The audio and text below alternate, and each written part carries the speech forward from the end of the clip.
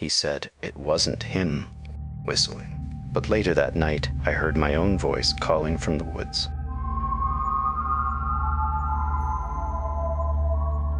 Whatever it was, it followed them home.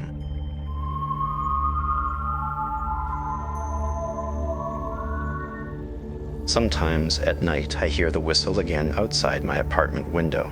3 short notes, always the same pattern. That's how this story begins, from a camper who swears something came back with them from the Michigan woods. Posted by You Throwaway Campfire on our No Sleep, this one isn't your average campfire tale, because after this trip, 3 people vanished without a trace.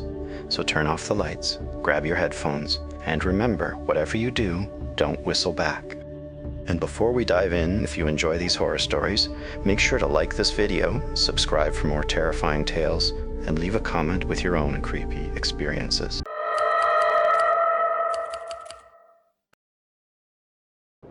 I don't even know why I'm writing this. Maybe because I can't sleep anymore without hearing the wind through the trees. Maybe because I need to convince myself that what happened out there actually happened, that I'm not just losing it. I don't expect anyone here to believe me, but if even one person can tell me what the hell we ran into, maybe I can breathe again.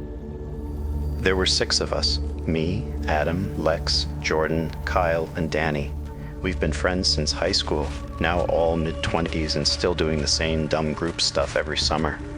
Last July, we decided to go camping deep in the woods of northern Michigan. Not the cozy family campgrounds, I mean deep. The kind of place where you lose cell signal halfway down the road and there's nothing but trees and silence for miles. Adam found the spot through some forum where people shared hidden camping locations.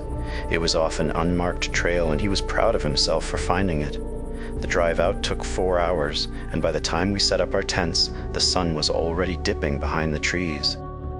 There was this heavy quiet in the air, broken only by the cicadas. I remember joking that it was too quiet, like in those horror movies where the birds stop chirping right before something bad happened. That first night, we did what we always do. Got a fire going, cracked open beers, roasted marshmallows, and told stupid stories. Someone, I think Lex, suggested we each tell a creepy story, one that actually unsettled us.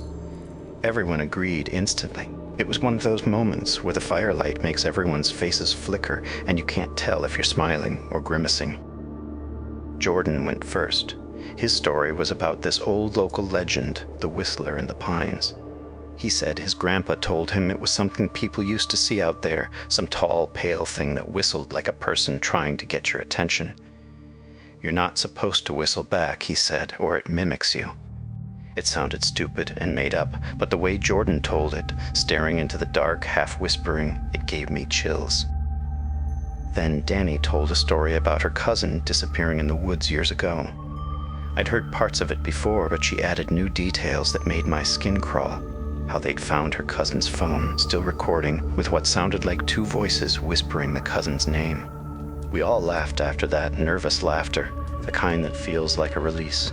But even while we laughed, I kept glancing over my shoulder into the tree line.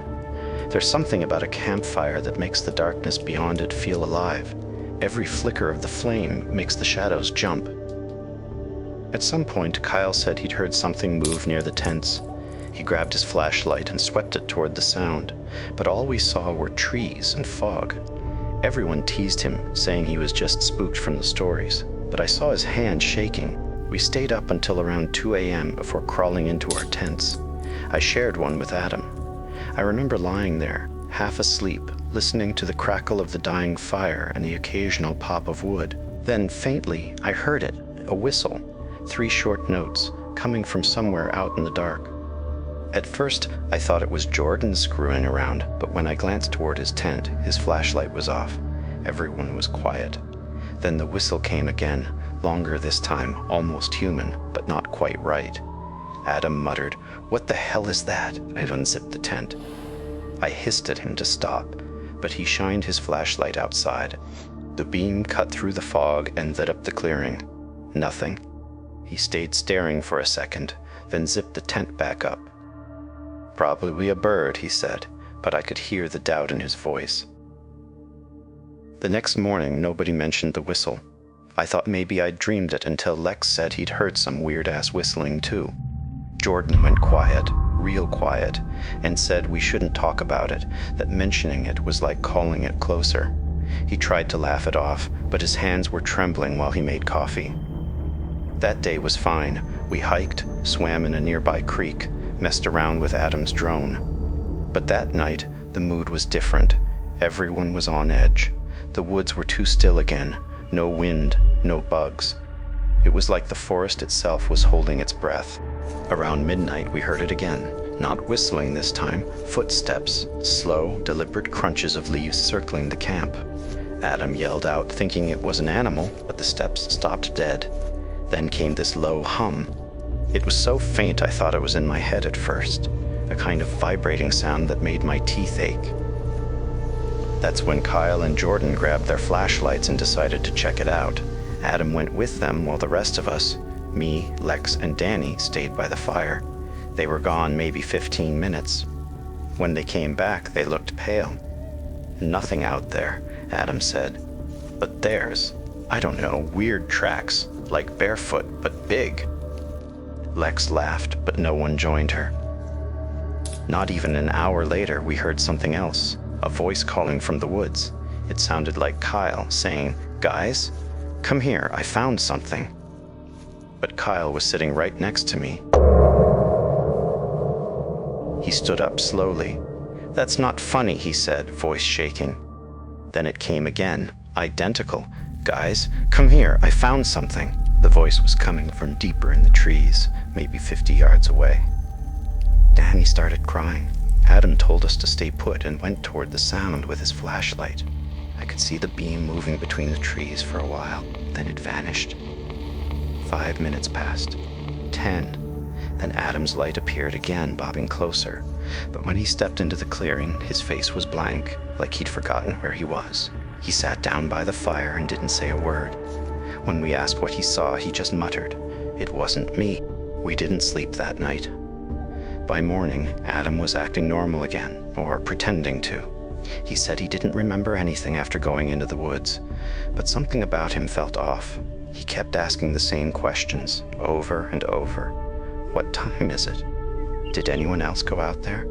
Where's Jordan?" That last question hit hard because Jordan wasn't there. His tent was empty.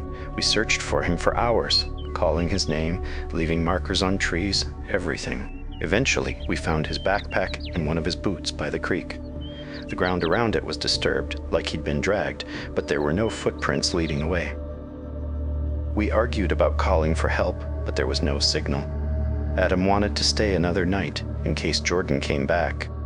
I wanted to leave, but none of us had the nerve to hike out alone.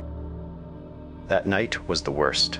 The fire barely stayed lit. The woods kept making noises that didn't sound like animals, clicking, whispering, and that same whistle from before, drifting through the dark. At one point, Danny swore she saw someone standing behind a tree at the edge of the light. When we shone the flashlight there, it was gone. Then, sometime past 3 a.m., we heard Jordan's voice, clear as day. "Guys, it's me. I'm back." We froze. It sounded exactly like him. He was calling from the same direction as the night before. Adam started to stand up, but I grabbed his arm. "That's not him," I whispered. "You know that's not him." He looked at me, and for a moment I swear his eyes weren't his, like he was someone else behind the face I knew. He smiled, too wide, too slow. Then he said, "We should go see what he wants." That's where my memory starts to blur. I remember shouting, Lex crying, Danny running into her tent.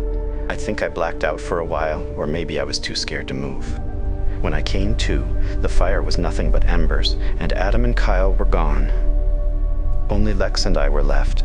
She was sitting by the fire pit, rocking back and forth, whispering something under her breath. When I asked where everyone went, she just shook her head. "They're gone," she said. "They went with him." I asked, "With who?" She didn't answer, just stared into the dark until the sun came up.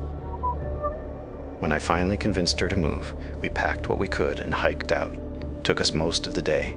My phone got signal again near the highway, and I called the cops.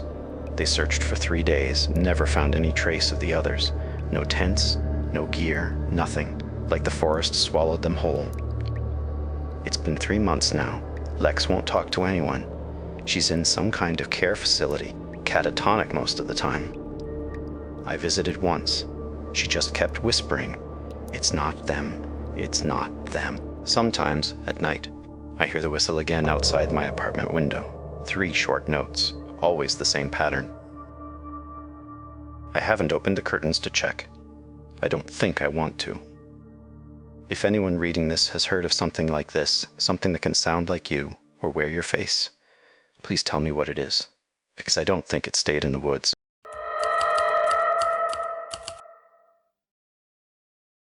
Some say the whistler is just a story, a shadow passed down through generations to scare kids away from wandering too far into the trees.